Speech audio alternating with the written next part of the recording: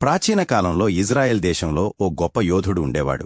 అతని పేరు గొలియత్. అతడు ఫిలిస్టీయుల సైన్యంలో పడి ఉండే రాక్షసుడిలా ఉండేవాడు. అతడి ఎత్తు దాదాపు 9 అడుగులు. అతడి శరీరం కంచుతో కప్పబడి ఉండేది. చేతిలో భారీ గుద్ద మరియు కఠాయ్. అప్పుడే ప్రవేశించాడు ఒక చిన్న గొర్రెల కాపరి.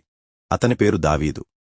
వయసు చిన్నదే, కాని విశ్వాసం గొప్పది. దావీదు యెహోవా దేవుని మీద గట్టి నమ్మకం కలిగినవాడు. దావీదు రాజైన సౌలును ఆశ్వాసించి యుద్ధానికి సిద్ధమయ్యాడు.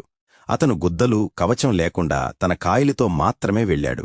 గొలియత్, దేవుని ప్రజలను అవమానించడాన్ని నేను చూస్తూ ఊరుకోలేను.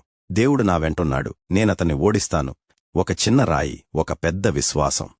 దావీదు తన గలగల కాయలతో రాయిని గురిపెట్టి గొలియత్కి నుదిటిపై తగిలించాడు. గొలియత్ నేలకు పడిపోయాడు. ఒక్క రాయితో ఒక చిన్న బాలుడు గొప్ప రాక్షసుణ్ణి ఓడించాడు.